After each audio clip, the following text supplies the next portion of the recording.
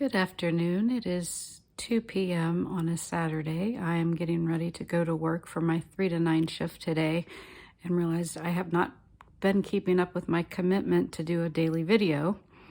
I've talked myself out of it. I'm not camera ready or whatever. I don't have the content, and I remember that it's supposed to be spontaneous, and it doesn't really matter what your content is at this point because no one's going to see it, meaning no one isn't just your handful of fans, which at this point, they're all just going to say, "Good job, Deb," no matter what I do. So they'll all be more supportive than I have been to myself. And I need to be more self-supporting and not worry too much about what other people need from me or want from me, because that's how I noticed that's still my pattern.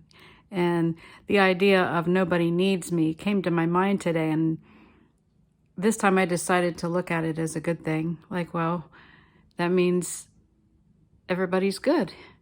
They don't need me. That's a good thing. And,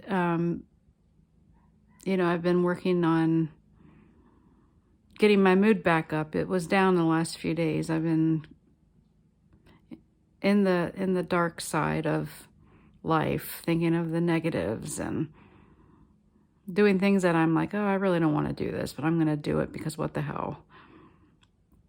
I'm going to go ahead and eat a half a bag of Cheetos and make that my dinner tonight. So these little things I'm talking to myself, things that I do when I feel down, definitely turn to junk food. Even though it doesn't even taste good, you're like, oh, this is like eating styrofoam with cheese dust on it. But it's all I can really fathom right now. It's not all I want right now.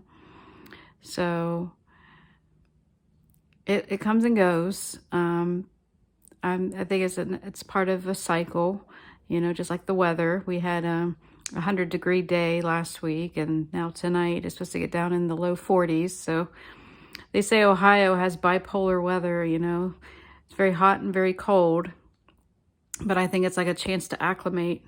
Now I have a beautiful hydrangea bush that I planted outside, and I was so worried to see it when I came home. Is like going to be all withered up because of that really extreme heat, but I planted it in a semi-shaded area, so it seemed to be okay.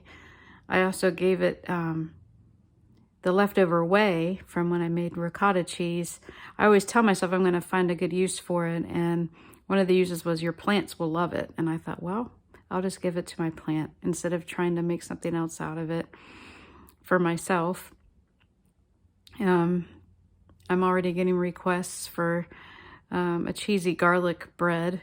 Darren sent me a recipe today, and it kind of lit me on fire and made me realize that even though I have over 100 cookbooks, probably thousands of recipes on file, in books. At this time of life, I go to the internet because that's what's easily and quickly available. And I was thinking, I know it all. I've seen it all over the last, however many years I've been studying cookbooks. But the recipe that Darren sent me, I thought, that's a technique I've never seen, and I want to try it. And that made me realize that, things are always evolving and there's always going to be something new. So you don't have to be bored, or you don't have to feel like, oh, I'm burned out because I've done it all, because there's always more. And if it still lights your fire, why not? So I do still love to bake, although I don't do it as often. I've been feeling that pull again into my kitchen. And everyone that knows me, whether they know me a little or a lot, are saying, well, Deb, where's your baking channel? We want to watch you make recipes. So my excuse has always been I don't have a cameraman, or I don't know how to edit my videos. And now I'm thinking, well, that's okay. Do little short videos and get practice. So that's what I'm doing. And I'm going to go ahead and shut this off and give it a listen.